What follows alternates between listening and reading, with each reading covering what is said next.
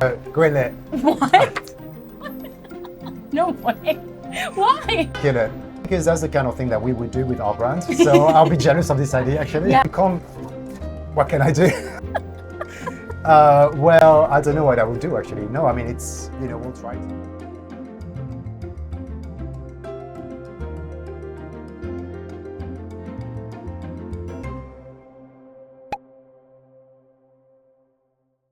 Welcome to an episode of The Creative Brief, part C-Suite Playdate, part interview. I am here sitting down with one of the legends in marketing and storytelling. I know you don't want me to hype you up like that, but truly, I am in such honor to be sitting with Manu Orssaud. Is that how you pronounce it? Yeah, that's great. Okay, amazing. From Duolingo, you guys. You know that little green owl. Iconic, but not just iconic. It's made so many ripple effects in the industry as storytellers. Every brand has on their brief, we want to make sure that we're like Duolingo. Thank you so much for being here today. Well, thank you for having me. I am so excited. The concept today is simple.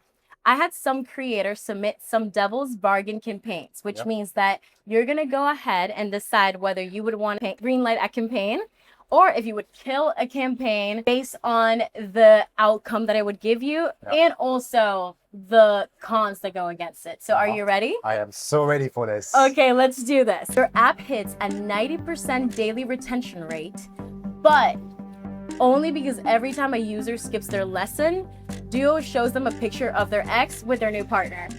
Greenlit. What? No way. Why? Well, because, we want people to stick in the app and we want people to do their lesson.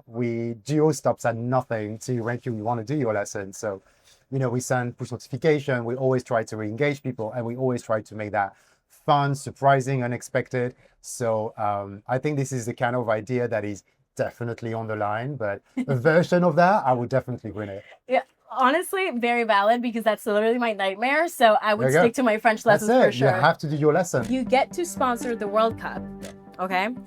But a naked streaker runs out on the field and his underwear promotes your competitor. Get it? Because that's the kind of thing that we would do with our brand. So I'll be jealous of this idea, actually. Yeah. Your app hits #1 on the App Store, but it's because a code leaked giving people lifetime free access for 48 hours and you never noticed. I mean, look. I greenlit it, and that's because our app is actually free for most people. Only 10% of people actually pay for Duolingo. We want to give access to education to the majority of people, around the world. And for that reason, I don't mind if people use the product for free. Actually, it's good for them because they are able to learn and they're able to progress with their journey. So we want that to happen, actually. Okay, but what would happen if the premium version of the app would it's only for 48 hours anyway, so okay, that's true. It's actually great. They get to try it, they get to see what it's about, so we like that. You get the most viewed billboard in the world, free forever. Yeah.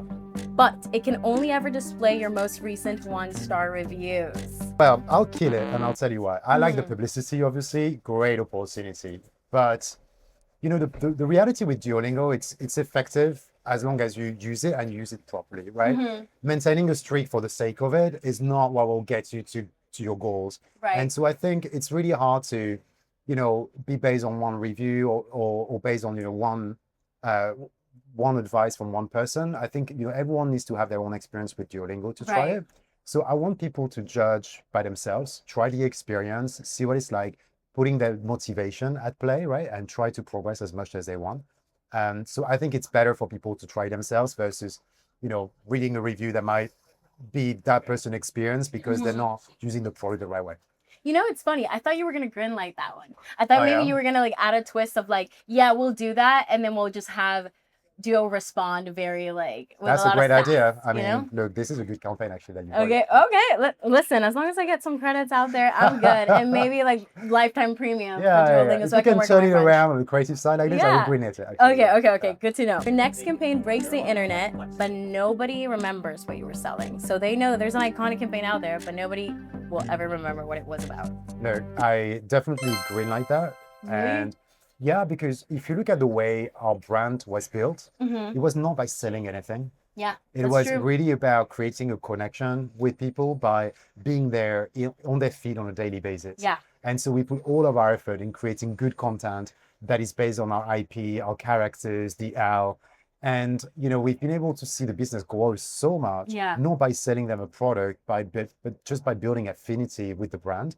So I'm really into this type of stories, like narrative that we can create around the characters, try to connect with an audience, make them laugh, right? That's how you build an affinity. And ultimately, that's what helps you, if you take the long view, to grow the business, right? Last one, but not least, my very own. All right. This one's a little spicy. Let's see if we can answer this one on camera, okay? Okay. Your CEO becomes mega viral and famous. Yeah.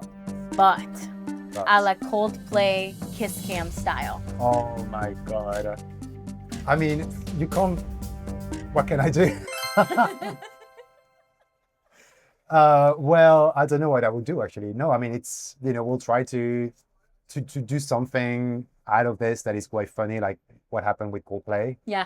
And yeah, it's hard to predict what to do with those moments. Yeah, of course. But knowing our brand, we'll try to find the funny element in it and try to turn it into something that we can laugh at ourselves for, versus trying to be the kind of brand that tries to defend it and stop everything. So I believe that's what people expect from us anyway, right? So it's just playing on the strength of our brand. Absolutely. The reason that I just adore Duolingo is because you guys are not afraid of taking risks and owning them. Yeah. A lot of brands take risks, but they don't own them afterwards. They either go ahead and apologize, or they go ahead and like simmer it down or water it down, but you guys just fully own it. Yeah. What is a risk that you want to take? Like, what's next for Duolingo's messaging, marketing, storytelling? What have we not done? Because you guys have done it all. We've done a lot. I know. We have done a lot.